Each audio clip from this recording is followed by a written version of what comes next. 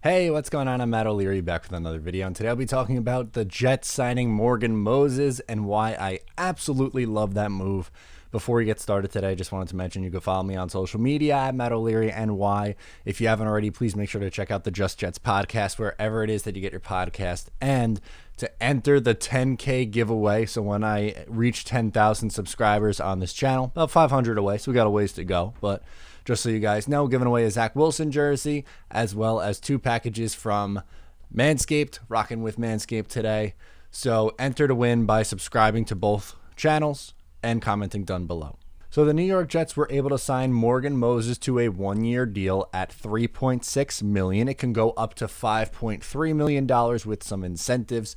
Supposedly the Jets were offering him a multi-year deal, but he wanted to go with the 1-year prove-it deal, which I understand from his perspective. He's 30 years old, so if he performs well, he can get a new contract at 31, which is still a part of the prime of an offensive lineman, which again is part of maybe the reason why I like this, because I know at some positions like corner and running back, 30 years old, that seems to be the decline. But with offensive linemen, they can last a little bit longer. So I am not worried about a 30-year-old, especially one of the caliber of Morgan Moses. Now, to me, he is clear in a way an upgrade over George Fant, who I thought was fine last year. He was fine to pretty good, but this is a clear upgrade.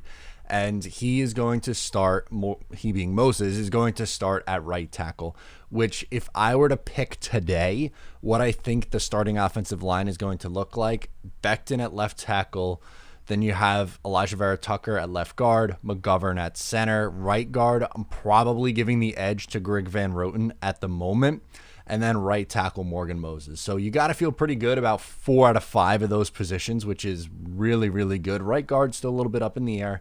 I know I was talking about David DeCastro yesterday. That was before the news broke in the morning that he is going to need surgery, so you can throw that one out the window. But still, maybe instead it's Alex Lewis, or maybe Cam Clark comes out and surprises people in training camp. Right guard's definitely going to be a battle spot. I don't think George Fant is going to slide inside.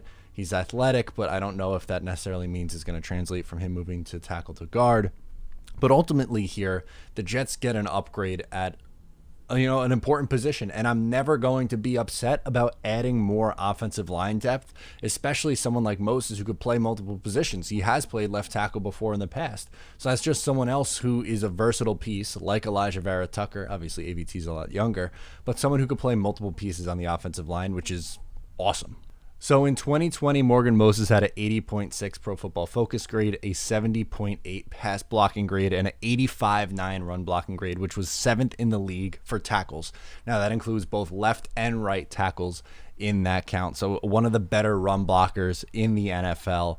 He had 6 penalties last year and allowed 5 sacks, which sometimes penalties can be a problem. He's had double-digit penalties 3 times in his career. So if there was a downside to Morgan Moses, that would be it. But he's an efficient blocker. 96.6 for his career efficiency percentage in terms of pass blocking and run blocking. Comparatively, George Fant is a 95.1 efficiency percentage. So naturally, this is an upgrade for the New York Jets. It's a late signing. Very rare do you see someone get signed in June who's an assumed starter, which is exactly what Morgan Moses is.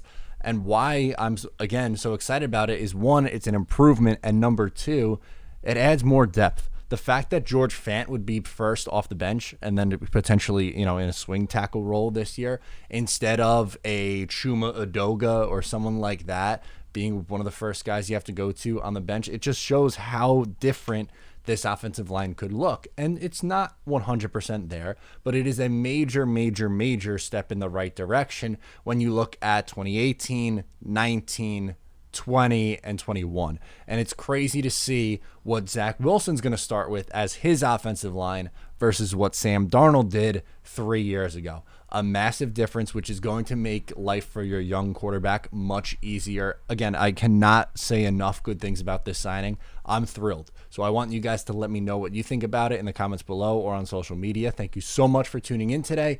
If you're new, please make sure to subscribe, and I'll talk to you next time.